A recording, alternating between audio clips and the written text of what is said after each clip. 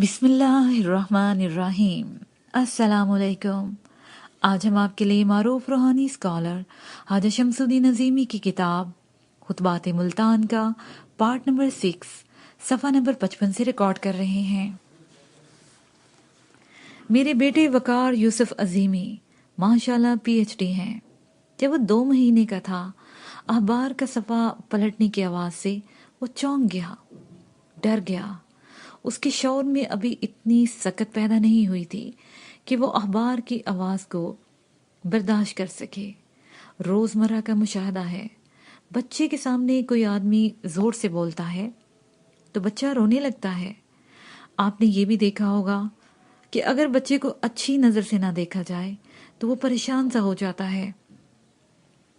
अगर बच्चे को प्यार की नज़र से देखा जाए तो बच्चा खुश होता है, मुस्कुराता है। बच्चा आपको नहीं देखकर नहीं हंस रहा, आपको हंसते हुए देखकर हंस रहा है। आप बच्चे को प्यार करें, बच्चा खुश होगा, हाथ बढ़ा देगा कि मुझे गोद में ले लो। अगर आप बच्चे से तुर्शरोई से पेश आएंगे तो बच्चा अच्छा तासुर नहीं देगा। इसका मतलब ये हुआ कि बच्चे के शऊर में एहसास तो है, लेकिन जवान आदमी की तरह शऊर नहीं है, इसलिए कि उसने शौरी सलाहियतों को इस्तेमाल करने का तरीका अभी तक नहीं सीखा। ये तशरीह हुई हवास से मुतल्लिक। इस दुनिया में रहने वाले हर इंसान के लिए ज़रूरी है कि ज़िंदगी गुजारने के लिए वसाइल मुहैया हों। सबसे पहले ज़मीन का मौजूद होना ज़रूरी है। अगर ज़मीन नहीं होगी तो बच्चा कहाँ रहेगा? पलंग पर लटाएंगे, पलंग भी तो ज़मीन पर रखा हुआ है। साथ साथ जिंदगी के लिए रोशनी जरूरी है। बच्चे की पैदाइश से पहले रोशनी मौजूद है, सूरज मौजूद है, हवा मौजूद है। हवा के बगैर कोई आदमी या कोई जीरो जिंदा नहीं रहता। बच्चे के पैदा होने से पहले दूध मौजूद है। 4 महीने तक बच्चे की ग़िज़ा दूध होती है। माँ बाप मौजूद हैं। गर्म और सर्द से बचने के लिए घर की 4 दीवारी, छत, खिड़कियां हैं। पहनने के लिए कपड़े हैं, नहाने के लिए पानी है। खुदा न खास्ता कोई दुख दर्द हो जाए तो इलाज मुआवजे की सहूलतें भी मौजूद हैं। गर्ज ये कि ज़िंदगी गुजारने के लिए जितनी भी वसाइल ज़रूरी हैं सब मुहैया हैं। बच्चे को अपने लिए वसाइल ढूंढने नहीं पड़ते, वो मजदूरी नहीं करनी पड़ती और वो मजदूरी कर भी नहीं सकता। तरबियत के लिए माहौल मौजूद है। माहौल में वालदैन, अजीज़ो अकरबा, बहन भाई, रिश्तेदार हैं, कुंबा बरादरी है, महल्ला है, शहर है, कौम है, मुल्क है, असातिज़ा हैं और दरसगाहें हैं। आप ये नहीं कह सकते कि बच्चे ने पैदा होते ही अपना उस्ताद मुंतहिब कर लिया था। रोज़गार हासिल करने के लिए वसाइल मौजूद हैं। इल्म हासिल करने के लिए स्कूल, कॉलेज, यूनिवर्सिटी और कारोबार करने के लिए बाजार, दुकानें पहले से मौजूद हैं। मेहनत मजदूरी करने के लिए आसाब में ताकत है, मामला फहमी के लिए अक्ल है। अगर उस बच्चे ने फसाद बर्पा करना है तो ज़मीन पर फसाद वाला गिरोह भी है। अगर उस बच्चे ने अमन और शांति से दुनिया में रहना है तो उसके लिए अमन और शांति वाला गिरोह भी काम कर रहा है। मुख्तसर ये कि कुदरत ने बच्चे के लिए हर वो चीज़ मुहैया कर दी है। बच्चा आहिस्ता आहिस्ता बड़ा होता है, उसके हवास में बालिदगी और पुख्तगी आती है, पहचानने की सलाहियत में इजाफा होता रहता है। सुनने, देखने, छूने, चखने और सूंघने में इर्तिका होता रहता है। वो जैसे जैसे बड़ा होता है उसके अंदर जहानत ज्यादा होती रहती है। एक फर्द मुजक्कर बन जाता है, एक फर्द मोनस बन जाता है। फिर ये 2 अफराद आपस में मिलते हैं, उनमें ज़हनी हम आहंगी होती है और इस ज़हनी हम आहंगी से फिर एक आदमजात दुनिया में आता है और ये सिलसिला आदम से लेकर अब तक कायम है। इस वक्त आदम और हवा की औलाद 6 अरब बताई जाती है। मैंने ये सारी कहानी दुनियावी पहलू से सुनाई है। اب اس کہانی کو روحانی پہلو سے سنیے۔ ایک بچے میں آنکھ، ناک، کان، ہاتھ، پیر، دل، گردے، پھیپھڑے، پتا، لبلبا، وریدیں، شریانیں، معدہ سب ہوتے ہیں، لیکن اس کے اندر جان نہیں ہوتی۔ دنیا کے تمام وسائل ہیں، لیکن بچے میں جان نہ ہو۔ بتائیے بچے کی کیا کنڈیشن ہوگی؟ کیا وہ بچہ سنے گا؟ کیا وہ بچہ دیکھے گا؟ کیا وہ بچہ ماں کا دودھ پیے گا؟ کیا وہ بچہ کروٹ بدلے گا؟ کیا وہ بچہ اخبار کی آواز سے ڈرے گا؟ کیا اس بچے پر بہت بڑے دھماکے کا اثر ہوگا؟ کیوں اثر نہیں ہوگا؟ اس لیے کہ اس کے اندر زندگی نہیں ہے۔ خلاصہ یہ ہوا کہ بچے کے اندر اگر زندگی نہ ہو تو اس کے اندر یہ تمام صلاحیتیں نہیں ہوں گی۔ وہ بالغ نہیں ہوگا، اس کی شادی نہیں ہوگی، وہ کاروبار نہیں کرے گا۔ حاصل گفتگو یہ ہے کہ فزیکل باڈی میں اگر زندگی نہ ہو تو اس کی کوئی حیثیت نہیں ہے۔ زندگی اگر ہے تو وسائل کام آئیں گے، حواس کام کریں گے، اساتذہ بھی پڑھائیں گے۔ اگر بچے کے اندر روح نہیں ہے تو اس بچہ کو جو منتو مرادوں سے اللہ نے ہمیں دیا ہے، ہم خود ہی اپنے ہاتھوں سے زمین کھود کر اسے دفن کر دیتے ہیں۔ جو بچہ 9 مہینے ماں نے پیٹ میں رکھا، ولادت کی انتہائی تکلیف برداشت کی، لیکن اس کے اندر اگر جان نہیں ہے تو ماں بھی رو دھو کر صبر کر لیتی ہے اور باپ بھی صبر کر لیتا ہے، اور وہ دونوں اس طرح صبر کر لیتے ہیں کہ بھول جاتے ہیں۔ لیکن اس کے برعکس اگر بچے کے اندر روح ہے تو دل و جان سے عزیز رکھ کر اس کو پالتے ہیں۔ بتائیے کیا کسی مردہ بچے کو کوئی ماں لے کر بیٹھی رہتی ہے؟ اگر آدمی کے اندر روح ہے تو وہ آدمی ہے، اگر روح نہیں ہے تو حالی القالب ہے۔ ہم ایک بہت عمدہ قیمتی کھلونا لاتے ہیں، چابی دیتے ہیں، وہ اچھلتا ہے، بھاگتا ہے، آوازیں نکالتا ہے، چھلانگ لگاتا ہے۔ چابی ختم ہو جائے تو کیا ہوگا؟ کھلونا گر پڑتا ہے۔ اسی طرح ہمارا مادی جسم ہے، اس کے اندر انرجی ہے۔ چابی ختم ہو جاتی ہے تو کھلونا مردہ ہو جاتا ہے، یعنی روح کے بغیر آدمی مر جاتا ہے۔ میرے بچوں، طلبہ و طالبات، محترم اساتذہ اکرام، فیکلٹی کے ڈین اور اپنے اپنے شعبوں کے چیئرمین صاحبان، آپ سب میرے بچے ہیں۔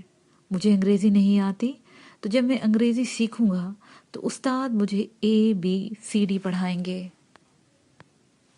مجھے ABCD یاد کرنا ہوگی۔ یاد کرنے میں میرے دماغ پر اس کا وزن پڑے گا، کیونکہ میرے لیے انگریزی نیا علم ہے۔ جب کوئی نیا علم ہوتا ہے تو اس کا دماغ پر الگ سے ایک وزن پڑتا ہے۔ بہاؤالدین ذکری یونیورسٹی کے اس ہال میں آ کر آپ جیسے پڑھے لکھے لوگ نہ بیٹھے ہوں تو سارے انگوٹھا چھاپ ہوں، اور کوئی سائنٹسٹ ایٹم کا فارمولا بیان کرنے لگے، ایٹم کی تھیوری سنانا شروع کر دے تو دماغ پر بوجھ پڑے گا۔ وہ لوگ کہیں گے پتہ نہیں پروفیسر صاحب کیا کہہ رہے ہیں، حالانکہ سائنٹسٹ اردو بول رہا ہے، لیکن چونکہ لوگ اس تھیوری سے واقف نہیں ہیں اس لیے پہلی بار بوجھ پڑے گا، اور دوسری دفعہ کم وزن پڑے گا، تیسری دفعہ، چوتھی دفعہ وزن نہ ہونے کے برابر پڑے گا۔ نتیجے میں لوگ ایٹم کو جان لیں گے۔ میں آپ سے بار بار سوال کرتا ہوں، اس لیے سوال کرتا ہوں کہ آپ کے دماغ پر نئے علم کا اضافی وزن نہ پڑے۔ ایسا نہ ہو کہ آپ سو جائیں۔ میری تقریر میں ایسا بہت ہوتا ہے، لوگ سو جاتے ہیں اور انہیں روحانی علم نیا لگتا ہے۔ روحانی علم اس لیے نیا علم ہے کہ اساتذہ نے ہمیں نہیں پڑھایا، ابا نے اماں نے نہیں سکھایا، پروفیسر صاحبان نے نہیں بتایا۔ حضور کلندر بابا اولیاء رحم اللہ میرے مرشد کریم ہیں، مجھے الحمدللہ ان کا فیض ملا ہے۔ میں شب روز ان کی خدمت میں 16 سال حاضر باش رہا ہوں۔ انہوں نے حضور پاک صلی اللہ علیہ وآلہ وسلم کے حکم سے ایک کتاب لوح و قلم لکھی ہے۔ وہ فرماتے ہیں کہ میں یہ کتاب پیغمبر اسلام سیدنا حضور صلی اللہ علیہ وآلہ وسلم کے حکم سے لکھ رہا ہوں، اور مجھے یہ حکم بطریق اویسیہ ملا ہے، یعنی رسول پاک صلی اللہ علیہ وآلہ وسلم کی روح مبارک نے ان کو یہ حکم دیا کہ تم نوع انسانی کے لیے انسانی ارتقاء اور شعور کو سامنے رکھ کر کتاب لکھو۔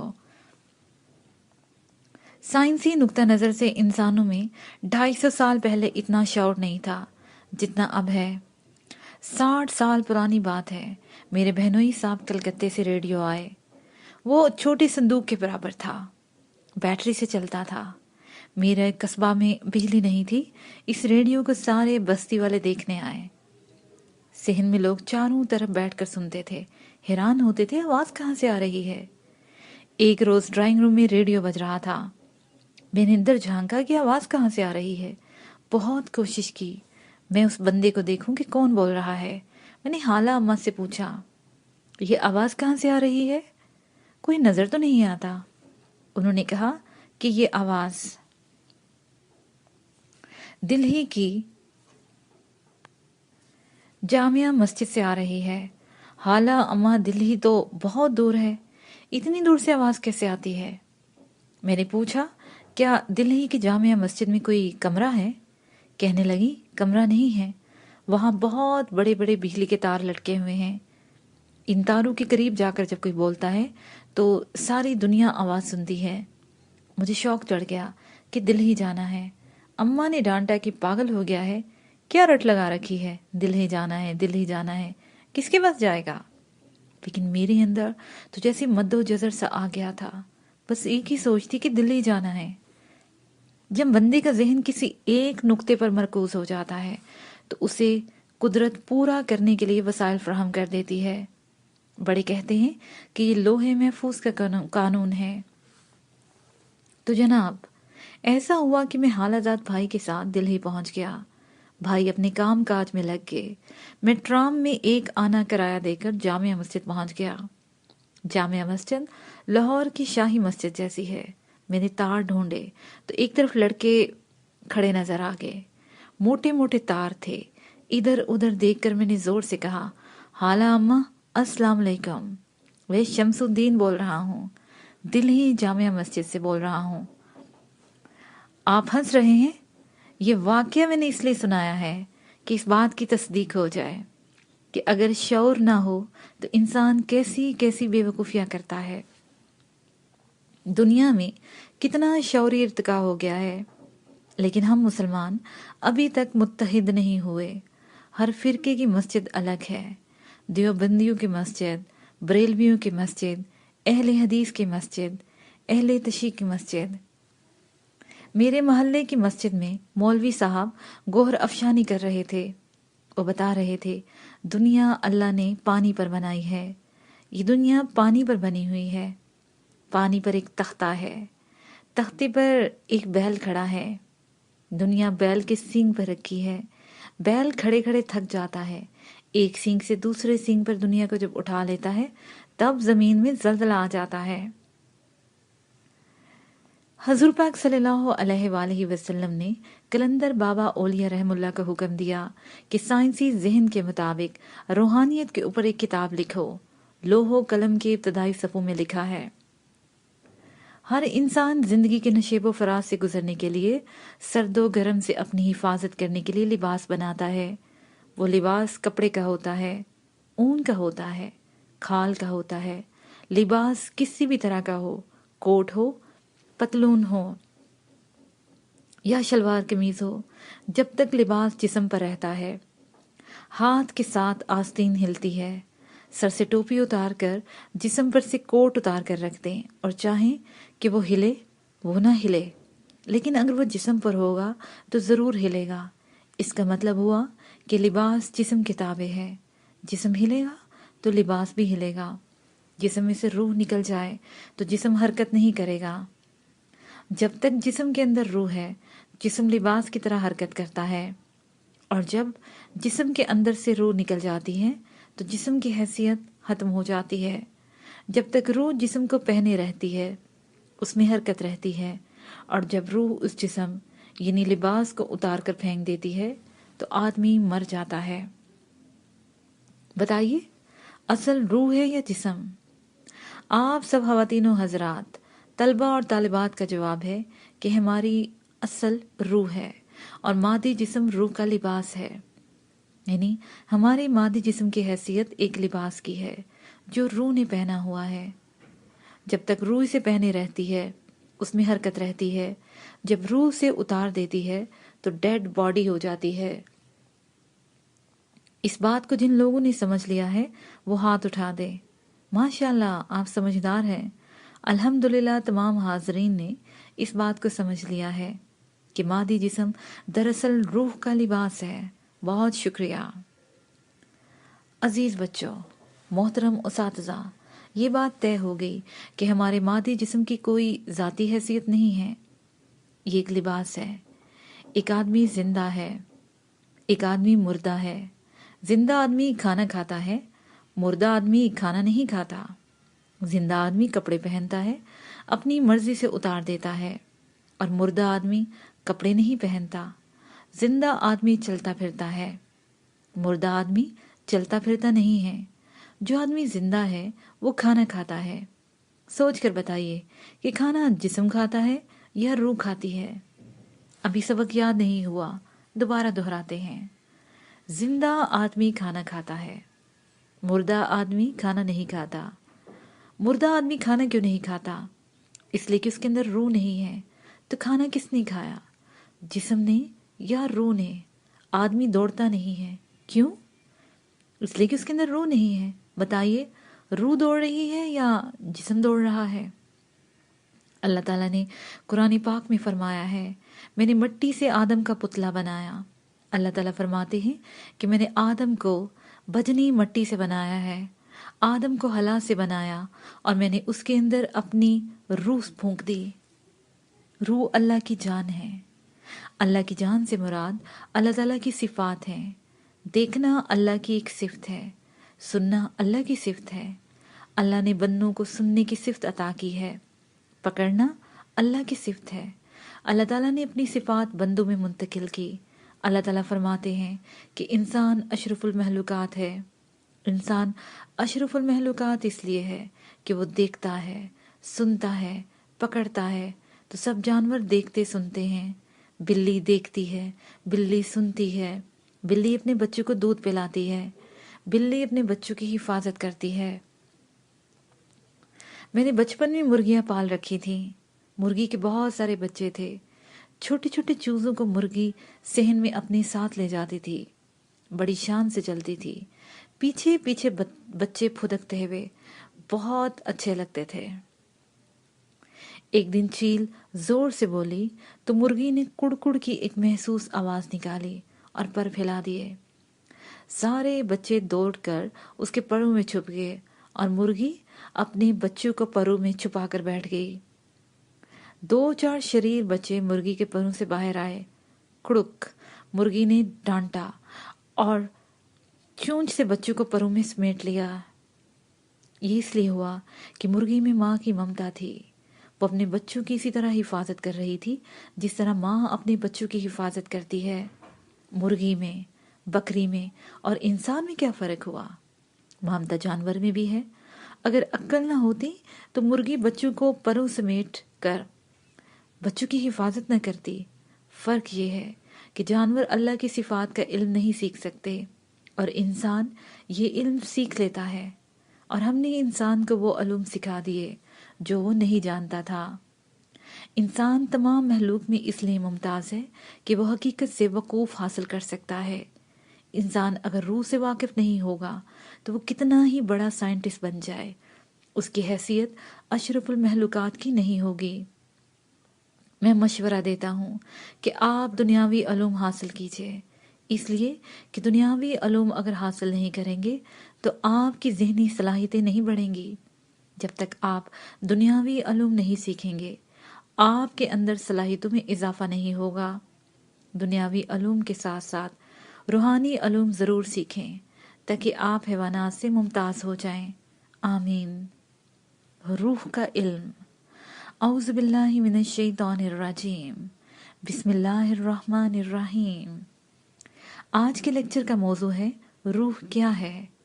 کیا انسان روح کا علم سیکھ سکتا ہے؟ ترجمہ: ہمارے محبوب بندے صلی اللہ علیہ وآلہ وسلم، یہ لوگ آپ سے روح کے بارے میں سوال کرتے ہیں، آپ فرما دیجئے روح میرے رب کے امر سے ہے، اور روح کے بارے میں جو علم دیا گیا ہے وہ قلیل ہے۔ ایسا نہیں ہے کہ روح کے بارے میں علم نہیں دیا گیا، روح کے بارے میں علم تو سکھایا گیا ہے، لیکن اللہ تعالیٰ نے قلیل علم عطا کیا ہے۔ روحانیت کے بارے میں دو مکاتب فکر ہیں۔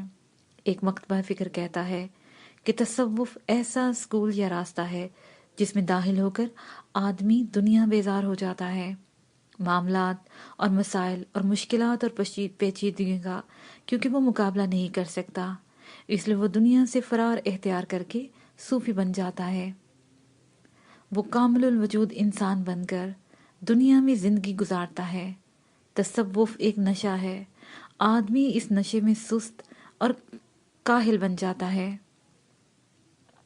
آسائش اور آرام کے لیے مزید جمع کر لیتا ہے اور ان سے خدمت لیتا ہے، لوگوں کو بے وقوف بنا کر نذرانے وصول کرتا ہے۔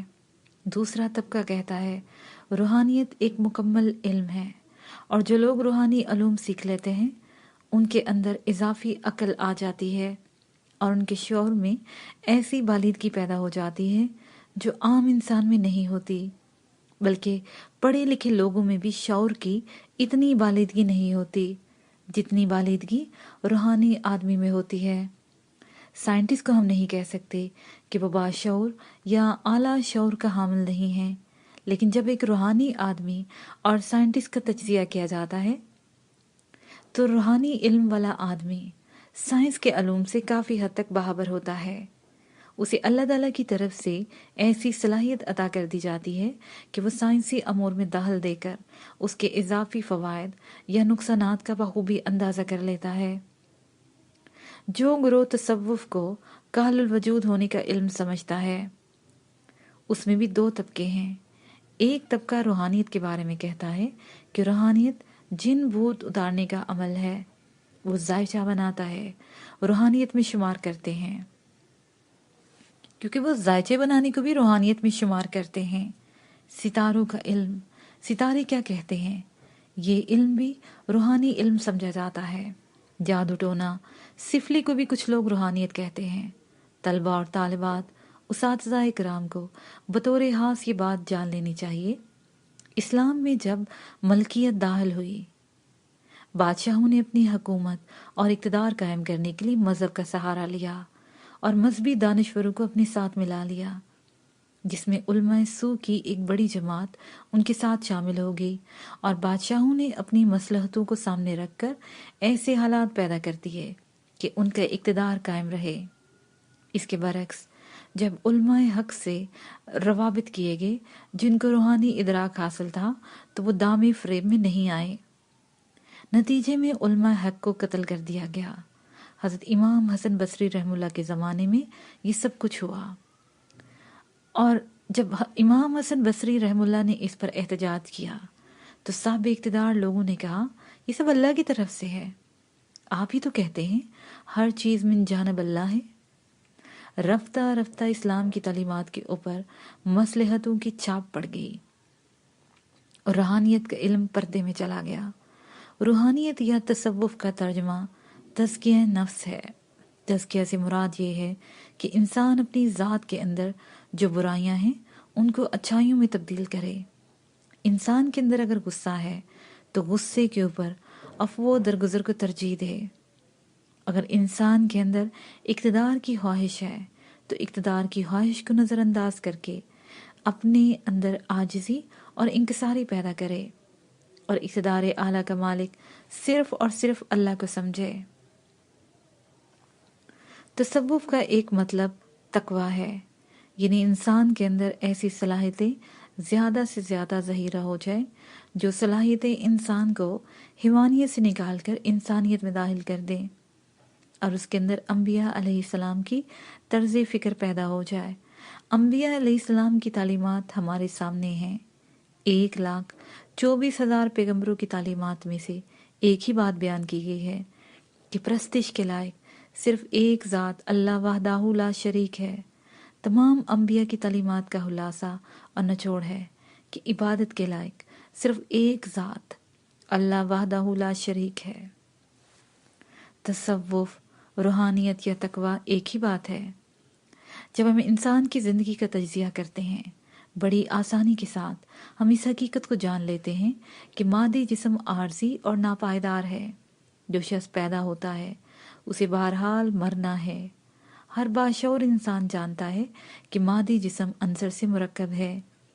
جسم کی ایک خصوصیت یہ ہے کہ جسم حرکت کرتا ہوا اور متحرک ہو۔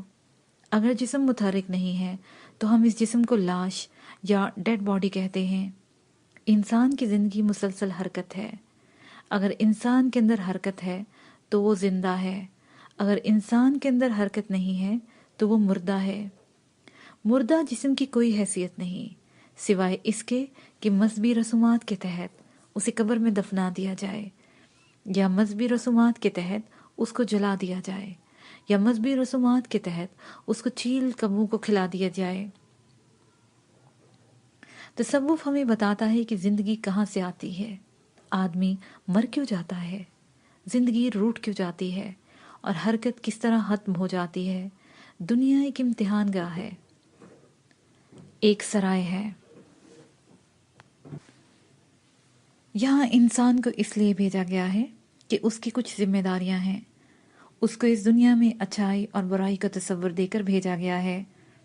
اچھائی اور برائی کے تصور میں یہ بتا دیا گیا ہے یہ باتیں اللہ اور اس کے رسول صلی اللہ علیہ وآلہ وسلم کی پسندیدہ ہیں، اور یہ باتیں اللہ اور اس کے رسول صلی اللہ علیہ وآلہ وسلم کے لیے ناپسندیدہ ہیں۔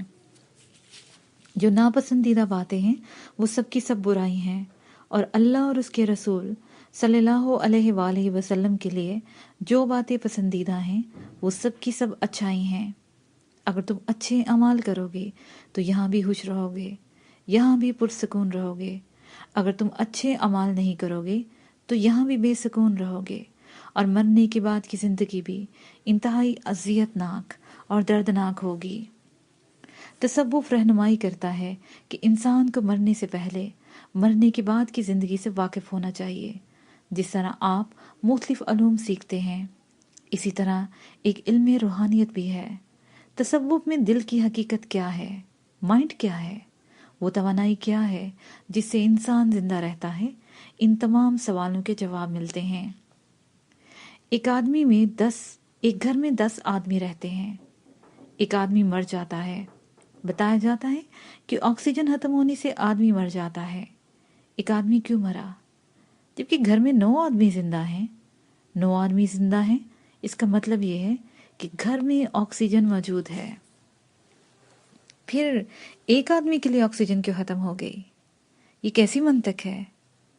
ہر انسان روز یہ تجربہ کرتا ہے، بیداری کی زندگی سے اس کا تعلق ٹوٹ جاتا ہے۔ اس کے باوجود وہ خواب میں چلتا پھرتا ہے، کھاتا پیتا ہے، ڈرتا ہے، خوفزدہ ہوتا ہے اور خوش ہوتا ہے، تھکان محسوس کرتا ہے۔ یہی عمل وہ بیداری میں بھی کرتا ہے۔ ایک بلی میں اور انسان میں اس اعتبار سے کوئی فرق نہیں کہ بلی کو بھوک لگتی ہے، انسان کو بھی بھوک لگتی ہے۔ بلی کے بچے ہوتے ہیں، بلی اپنے بچوں کو دودھ پلاتی ہے، آدمی کی ماں بھی اپنے بچوں کو دودھ پلاتی ہے، والدین اپنے بچوں کی تربیت کرتے ہیں، بلی اپنے بچوں کو شکار کرنا سکھاتی ہے۔ اگر انسان کے اندر شعور ہے تو بلی کے اندر بھی شعور ہے۔ اگر انسان کو سردی لگتی ہے تو بلی کو بھی سردی لگتی ہے۔ انسان بیمار ہوتا ہے تو بلی بھی بیمار ہوتی ہے۔ تو پھر وہ کون سی چیز ہے جو انسان کو حیوانات سے ممتاز کرتی ہے؟ سمجھا یہ جاتا ہے کہ انسان کو جو چیز حیوانات سے ممتاز کرتی ہے وہ علم کا حصول ہے، ایسا علم جس سے انسان کے اندر اضافی عقل پیدا ہو۔ جب ہم شعور کی طرف دیکھتے ہیں اور جانوروں کی زندگی کا مطالعہ کرتے ہیں تو بہت ساری باتیں ایسی ہیں کہ جانور انسانوں سے زیادہ باشعور نظر آتے ہیں۔ کتے میں سونگھنے کی حس انسان سے بہت زیادہ ہے۔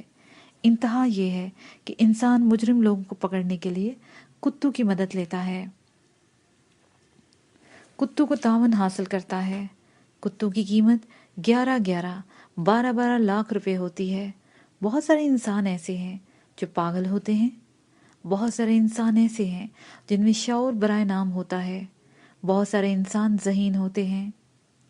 انسان کا شرف روحانی نقطہ نظر سے یہ ہے کہ انسان کو سب سے پہلے اپنی زندگی کا مقصد معلوم ہونا چاہیے کہ ہم اس دنیا میں کیوں آئے ہیں۔ انسان کو اس بات کا ادراک ہونا چاہیے کہ انسان کا خالق کون ہے۔ اگر خالق اور مخلوق کے رشتے کے بارے میں انسان کو علم نہیں تو اس کی حیثیت ہرگز حیوانات سے اس کو ممتاز نہیں ہے۔ مذہبی دانشوروں کا ایک طبقہ کہتا ہے کہ مخلوق اللہ کو نہیں دیکھ سکتی۔ یہ بات قرآن میں نہیں ہے۔ اللہ تعالیٰ خود فرماتے ہیں، میں تمہاری رگ جان سے زیادہ قریب ہوں، تم جہاں ہو وہاں میں 5واں میں ہوں، جہاں تم 4 ہو وہاں میں 5واں ہوں، تم جو کرتے ہو میں جانتا ہوں، تم چھپاتے ہو وہ میں دیکھتا ہوں، میں ہی تمہاری ابتدا ہوں اور میں ہی تمہاری انتہا ہوں، میں ہی تمہارا اول ہوں اور میں ہی تمہارا آخر ہوں۔ تم میری سماعت سے سنتے ہو، تم میری بصارت سے دیکھتے ہو، تم میرے فواد سے سوچتے ہو، میں تمہارے نفسوں میں سے ہوں، تم مجھے دیکھتے کیوں نہیں؟ اس کے ساتھ ہی یہ پارٹ اپنے اختتام کو پہنچا۔